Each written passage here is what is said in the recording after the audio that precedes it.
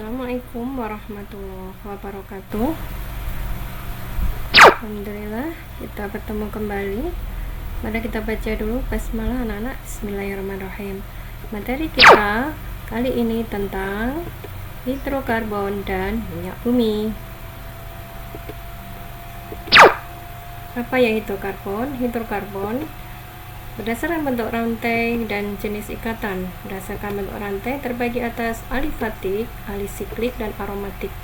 Berdasarkan jenis ikatan terbagi atas alkana, alkena, alkuna. Nah, bagaimana ya bentuk rantainya? Ada rantai dengan ikatan tunggal, yaitu contohnya metana dan etana. Ikatan rangkap 2 contohnya etena, ikatan rangkap 3 etuna. Dan ada yang bentuk aromatis dan siklis, yaitu rantai tertutup pada siklopropana dan benzena. Penggolongan hidrokarbon berdasarkan jenis ikatan. Ada hidrokarbon jenuh dan tak jenuh. Jenuh ini adalah alkana, sedangkan tak jenuh adalah alkena dan alkuna. Kita masuk pada alkana, yaitu senyawa hidrokarbon jenuh dengan ikatan tunggal. Rumus umumnya CnH2n+2, di mana N adalah jumlah atom karbon. Deret homolog adalah suatu kelompok senyawa dengan rumus umum sama dan sifat yang mirip. Dicontohkan di dalam tabel ini adalah kelompok senyawaan alkana, dimulai dari CH4, dimulai dari metana. Nah, kalian hafalkan rumusan dari C1 sampai C10, di mana alkana berumus CnH2n+2 dan berakhiran ana untuk namanya, mulai metana, etana, propana, dan sampai dekana.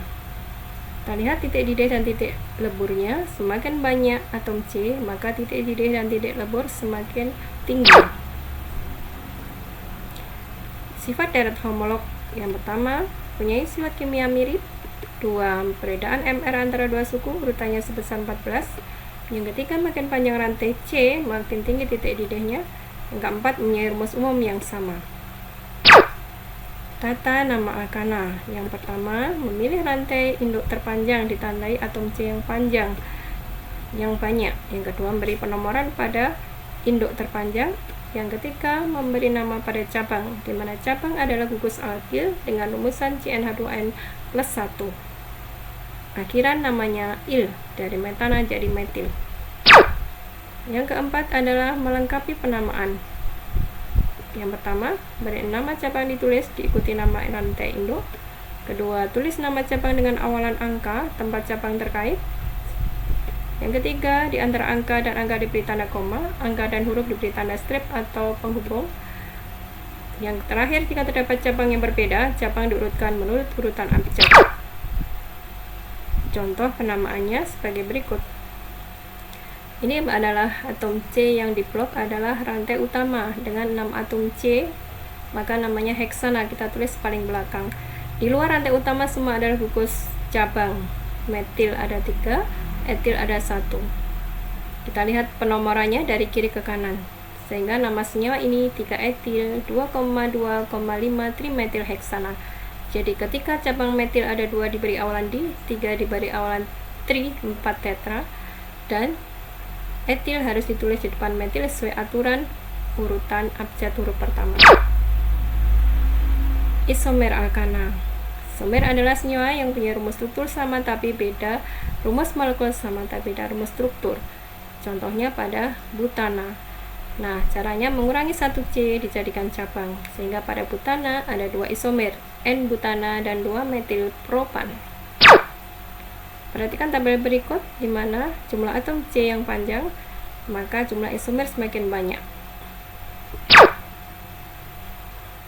Contoh isomer pada N-heksana.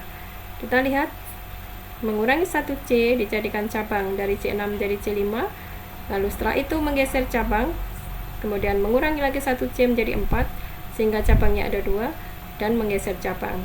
Sehingga dari N-heksana menjadi 2 metil pentana, ada 2 pentana, 3 metil pentana, dan 2 metil pentana. Kemudian cabangnya yang 2 ada 2,2 dimetil butana dan 2,3 dimetil butana, sehingga isomernya ada 5.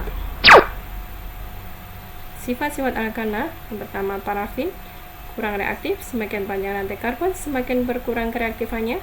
Pada suhu kamar C1 sampai C4 berwujud gas, C5 sampai C17 berwujud cair, C18 ke atas berwujud padat. Kelarutan dalam air, semua hidrokarbon sukar larut dalam air kecuali dalam pelarut nonpolar seperti CCl4. Yang terakhir, sumber alkana, komponen utama dari gas alam dan minyak bumi. Kegunaannya, yang pertama bahan bakar, kedua pelarut, ketiga sumber hidrogen, keempat pelumas, kelima bahan baku industri, dan yang terakhir bahan baku sintetis nyawa. Sebagai penutup, kita akan pelajari reaksi alkana. Yang pertama, reaksi pembakaran, tentunya dengan penambahan oksigen akan menghasilkan pembakaran yang sempurna dan tidak sempurna. Ya, setiap proses pembakaran menghasilkan gas CO2 dan H2O. Kemudian reaksi substitusi mengganti satu atom AH dengan gugus yang lain. Misalnya diganti dengan Cl2. CH4 plus Cl2 akan menghasilkan CH3Ca plus HCl. Yang ketiga, perengkan atau cracking, reaksi pemutusan rantai karbon menjadi potongan yang lebih pendek. Misalkan pada C14 H30 menjadi C17 H16 dan C17 H14. Demikian tadi anak-anak materi kita hari ini, semoga bermanfaat buat kita semuanya. Tetap semangat belajar. Kita akhiri pertemuan kita dengan menjawab alhamdulillah bersama. Alhamdulillahirabbil alamin. Wassalamualaikum warahmatullahi wabarakatuh.